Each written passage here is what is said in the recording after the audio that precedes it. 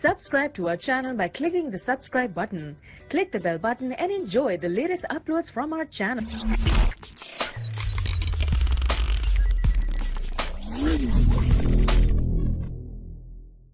Hi guys, मैं आपका स्वागत है। मेरा नाम अस्कुम है। मैं आपको शेयर करता हूं किस तरीके से ऑनलाइन एग्जाम दे पाएंगे। आप में से बहुत सारे लोग हैं जो पहली बार एग्जाम देना चाहते हैं और उनको नहीं पता है कि ऑनलाइन एग्जाम कैसे दिया जाता है। तो इस वीडियो में इसकी सारी प्रोसेसिंग बताने वाला हूं कि आप किस तरीके से ऑनलाइन एग्जाम दे पाएंगे, एग्जाम देते समय आपको किन किन समस्याओं का सामना करना पड़ेगा और एग्जाम से पहले आपको किन किन चीजों की जरूरत होगी। ये सारी चीजें मैं भी आपको इस वीडियो में बताने वाला हूँ। और तो और दोस्तों, आप में से ये भी सोच रहे होंगे कि कंप्यूटर पर कैसा प्रारूप होगा इसका जब हम ऑनलाइन एग्जाम देंगे। तो ये सारी प्रोसेसिंग भी आपको इसी वीडियो में बताने वाला हूँ। इस वीडियो को जो लास्ट तक जरूर देखिएगा। वीडियो देखने से पहले अगर आप मेरे चैनल को सब्सक्राइब नहीं किया तो प्लीज मेरे चैनल को सब्सक्राइब कर लीजिएगा और साथ में बेल आइकन को भी क्लिक करना मत भूलना, ताकि जब भी मैं कोई भी वीडियो अपलोड करूं दोस्तों उसकी नोटिफिकेशन हमेशा की तरह आप तक पहुंचे। तो दोस्तों, हम बात करें कि आप ऑनलाइन एग्जाम कैसे दे पाएंगे, यानी ऑनलाइन परीक्षा कैसे दे पाएंगे किसी भी व्यापम परीक्षा की। जब आप पहली बार एग्जाम दे रहे होते हैं तो आपको बहुत सारी समस्याओं का सामना करना पड़ता है। तो ये सारी टिप्स एंड ट्रिक्स मैं आपको इस वीडियो में बताने वाला हूं कि इस वीडियो को लास्ट तक जरूर देखिएगा। ऑनलाइन परीक्षा की तैयारी कैसे करें। वैसे तो लगभग आजकल सभी परीक्षाएं ऑनलाइन ही होने लगी और ये बदलाव होने के कारण कई उम्मीदवारों के लिए काफी समस्या का कारण भी बन गया है। कई बार ऐसा होता है कि उम्मीदवार को पूरी जानकारी ना होने की वजह से वह परीक्षा में असफल भी हो जाता है। इसकी खास और मुख्य वजह यह है कि हम हमेशा से लिखित परीक्षा देते हुए आए हैं और अचानक से ऑनलाइन परीक्षा आ जाने के कारण हम परीक्षा में अच्छा प्रदर्शन नहीं कर पाते, जिसके परिणाम स्वरूप रिजल्ट भी हमारा बुरा मिलता है।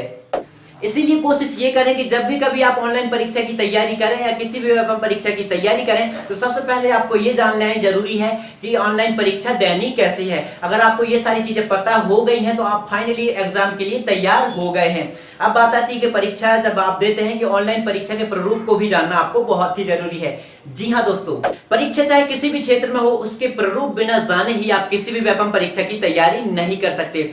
इसलिए प्राथमिकता यही होनी चाहिए यार कि किसी भी व्यापम परीक्षा की तैयारी करते हैं तो उसके प्रारूप और स्वरूप को जान लेना बहुत ही जरूरी है, तभी जो आप किसी भी व्यापम परीक्षा के लिए तैयारी कर पाएंगे।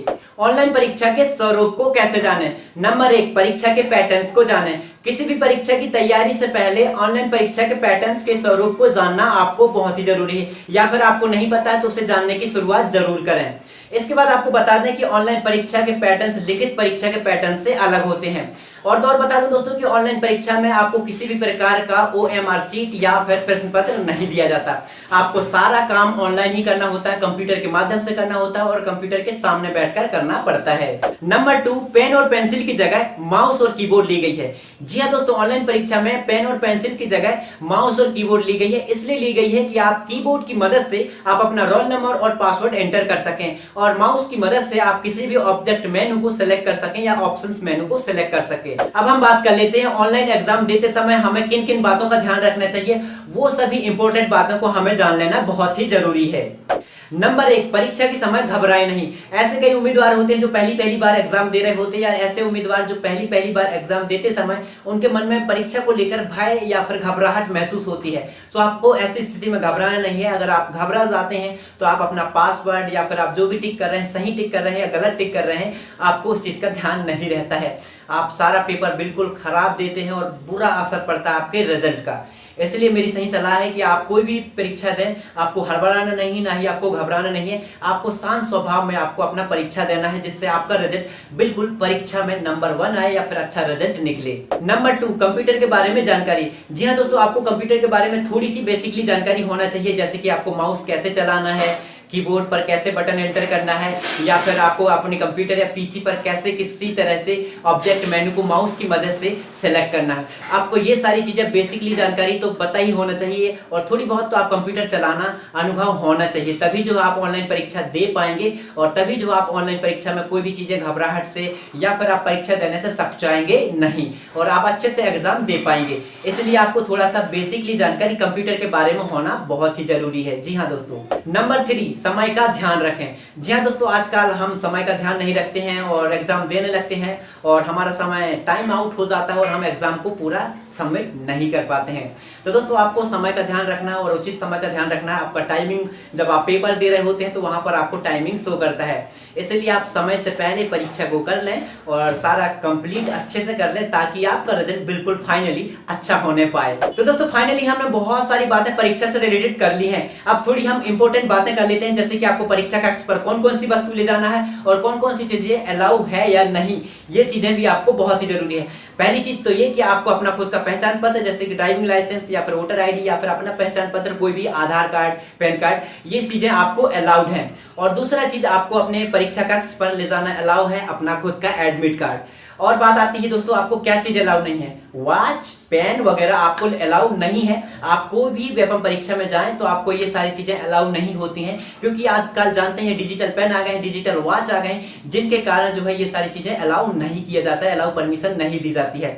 आपको बाहर ही उतारना पड़ता है या फिर आपके जो साथी जाते हैं उनको देना जरूरी है, जिससे आपका सामान बिल्कुल सेफ्टी रह सके। तो दोस्तों मन पकाऊं और मन घड़क बातें तो बहुत सारी हो गई हैं। अब थोड़ा सा इंटर बात ये कर लेते हैं कि यार कंप्यूटर के स्क्रीन पर जब हम पहली बार एग्जाम देने जाएंगे तो कंप्यूटर के स्क्रीन पर क्या दर्शाएगा, कैसा एग्जाम देना होगा, इसके बारे में हम थोड़ा सा जान लेते हैं। तो कंप्यूटर मास्टर चलिएगा, ओपन कीजिएगा अपना खुद का सिस्टम, जैसे कि कंप्यूटर में जैसा कि हम परीक्षा देंगे वैसा मोड। जब भी कभी आप ऑनलाइन परीक्षा देते हैं कंप्यूटर के माध्यम से, तो आपको कंप्यूटर के स्क्रीन में कुछ इस तरीके से शो करेगा जैसे कि आप देख रहे हैं। आपको सबसे पहले आपको कंप्यूटर के स्क्रीन में अपनी आईडी को लॉगिन करना होता है, जैसे कि आप देख रहे हैं यहाँ पर आपको user name and password enter करना होता है। किसी में आपको रोल नंबर और डेट ऑफ बर्थ के माध्यम से लॉगिन करना होता है और किसी में अलग से यूजर नेम एंड पासवर्ड मिलता है तो उसके माध्यम से लॉगिन करना होता है, और किसी में अलग से एनरोलमेंट और अपना खुद का डेट ऑफ बर्थ के माध्यम से भी लॉगिन करना होता है। अगर आपको कैसे लॉगिन करना है नहीं आ रहा है तो वहां पर आपके गाइडलाइंस वगैरह होते हैं, तो आप उनकी मदद भी ले सकते हैं। वो आपको गाइडलाइन कर देंगे कि आपको कैसे लॉगिन करना है और आपको क्या क्या डालना है, ये सारी चीजें। तो आप एक बार उनसे हेल्प जरूर लीजिएगा। मेरी सही सलाह है कि आप उनसे हेल्प लेना, बहुत ही आपकी फायदेमंद की बात हो सकती है। इसके बाद आप अपना आईडी को लॉगिन करिएगा, जैसे कि यहाँ पर आपको अपना user name and roll number जो भी है तो आपको यहाँ पर एंटर करना है। जैसे कि मैं अपना रोल नंबर यहाँ पर एंटर कर देता हूँ। एंटर करने के बाद यहाँ पर आपको अपना पासवर्ड एंटर करना है। तो चलिए मैं अपना पासवर्ड भी एंटर कर लेता हूँ। जो भी आपका पासवर्ड है उसे एंटर करना है, या अगर आपको डेट ऑफ बर्थ मांग रहा है तो आपको डेट ऑफ बर्थ एंटर करना है। इसके बाद यहाँ पर आपको सिंग इन का ऑप्शन मिलता है, सिंपली आप इस पर क्लिक करेंगे। इस तरीके से आपकी आईडी जो है लॉग्ड इन हो जाएगी। इस तरफ आपको अकाउंटेंट का नाम दे जाएगा और यहाँ पर आपको इंस्ट्रक्शन दिखाई देगा। यहाँ पर आपको सारी जानकारी देखने को मिल जाएगी, आप इस जानकारी को पढ़ लीजिएगा। कैसे आपको प्रोसेसिंग करना है, क्या क्या नोटिफिकेशन मिलेगी, ये सारी आपको इंस्ट्रक्शन में आपको समझा दिया जाता है इसके दिशा निर्देशन को। तो मैं ये सारी चीजें पढ़ लिया है। अगर आप इसे पढ़ना चाहते हैं तो डिस्क्रिप्शन में इसका लिंक दे रखा है, उस पीडीएफ फाइल को आप डाउनलोड कर लीजिएगा और देख लीजिएगा कि किस तरीके से ये यहाँ पर लिखा वगैरह होगा। इसके बाद मैं यहाँ पर नेक्स्ट बटन का ऑप्शन मिलेगा, तो सिंपली मैं नेक्स्ट किया।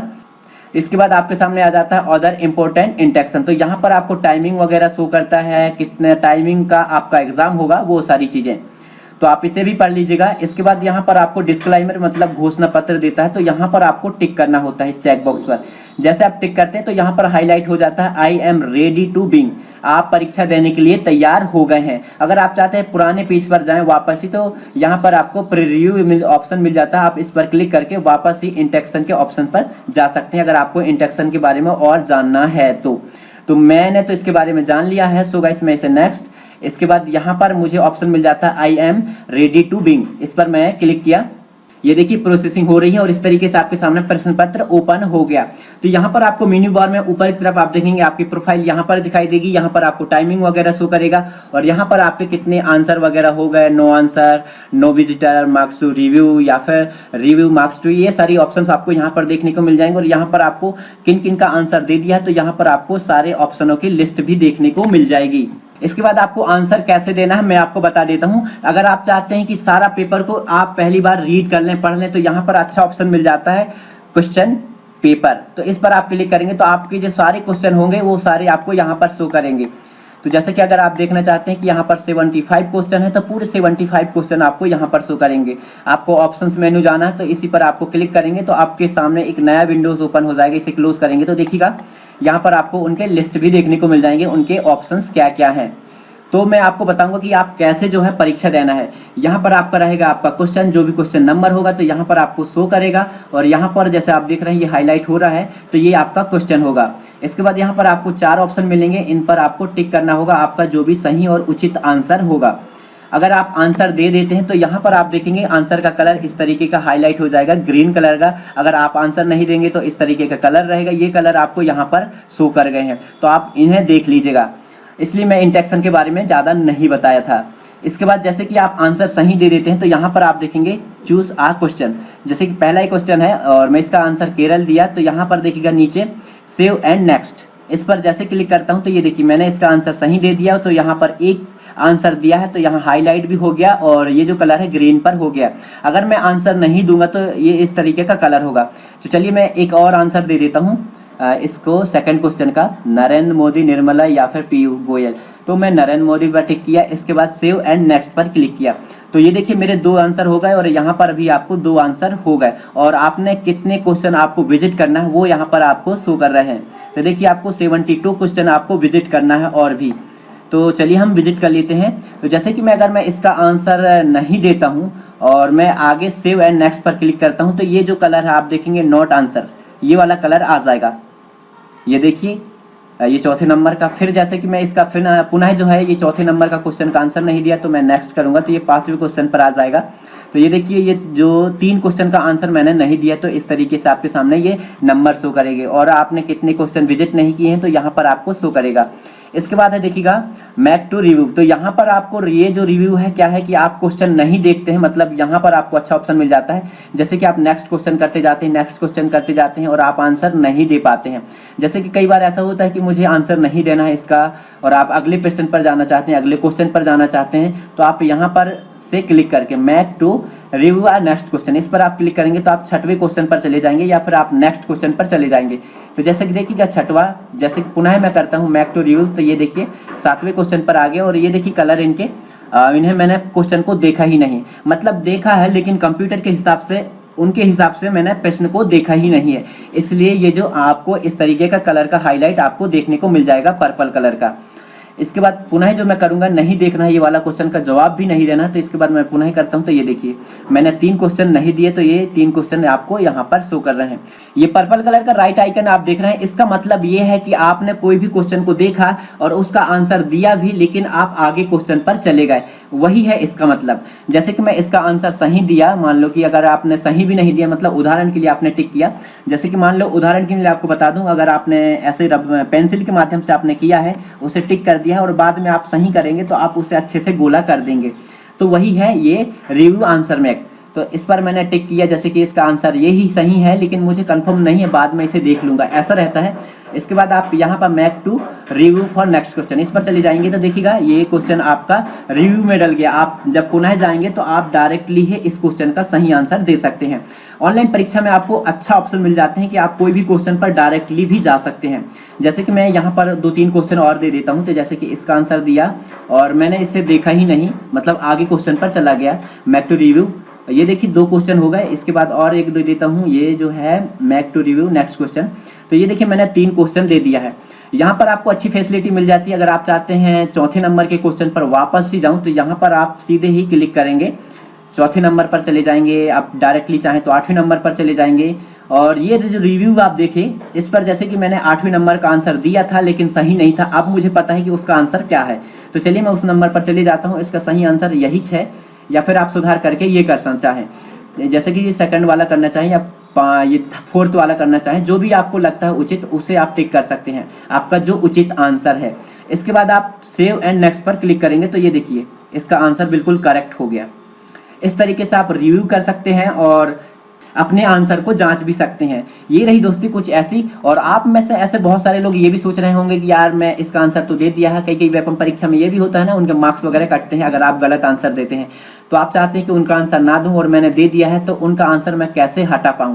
तो जैसे कि मैं 8वें नंबर या फिर दूसरे नंबर का आंसर सही नहीं दिया था तो मैं उस नंबर पर चले जाता हूं, जैसे कि ये दूसरे नंबर पर आ गया या फिर 8वें नंबर पर, तो सीधे ही यहाँ पर आपको क्लियर रिस्पॉन्स का ऑप्शन मिल जाता है, तो आप इस पर क्लिक करेंगे तो ये आंसर क्लियर हो जाएगा, आपने इसका आंसर दिया ही नहीं है।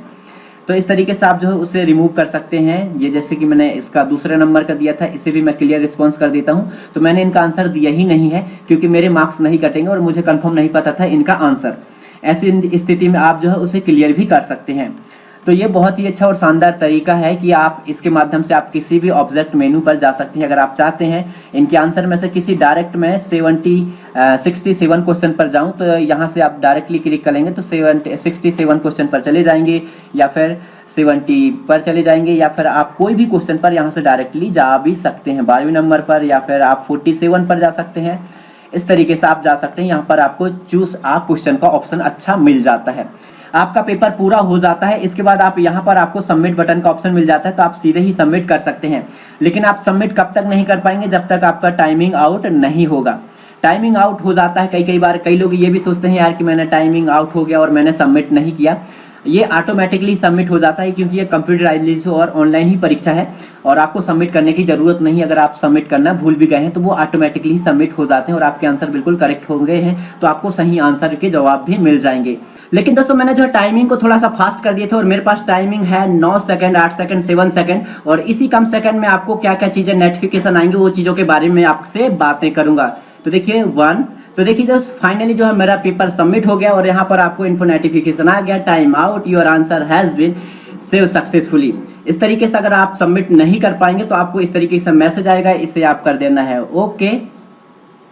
ओके करने के बाद आपको इस तरीके से नोटिफिकेशन शो करेगा, you have successfully complete the exam, please click on the blue button the exit. आपको एग्जिट कर देना है। एग्जिट करने के बाद आपके कितने टोटल मार्क्स आए हैं वो सारी चीजों की लिस्ट आपको देखने को मिल जाएगी। मेरा आपसे निवेदन है कि आप अपना पेपर अच्छे से करें और घबराएं नहीं, मेरा यही सही सलाह है। और अगर आप अब किसी भी परीक्षा में जाते हैं तो इसके लिए all the best, wish you happy your time. So guys मैं बहुत ही खुश हूँ। अगर आपको ये वीडियो बहुत ही अच्छी लगी हो तो हमारे इस वीडियो को लाइक करना तो बिल्कुल भी मत भूलना। तो दोस्तों हम फाइनली बात कर ली है कि आप किस तरीके से एग्जाम दे पाएंगे। तो आपको ये टॉपिक की ये वीडियो आपको अच्छी लगी होगी तो हमारे इस वीडियो को लाइक करना तो बिल्कुल भी मत भूलना यार, और आप अपने दोस्तों तक शेयर करना मत भूलना, ताकि ऐसी इंटरेस्ट वीडियो आपके लिए लेके आता रहूंगा। और मेरे नए मेहमान हो आपसे रिक्वेस्ट है कि आप हमारे चैनल को सब्सक्राइब कर लीजिएगा और साथ में बेल आइकन को भी क्लिक करना मत भूलना, ताकि जब भी मैं ऐसी इंटरेस्ट वीडियो अपलोड करूं दोस्तों उसकी नोटिफिकेशन हमेशा की तरह आप तक पहुंचे। जी हाँ दोस्तों, bye, see you, have a nice day.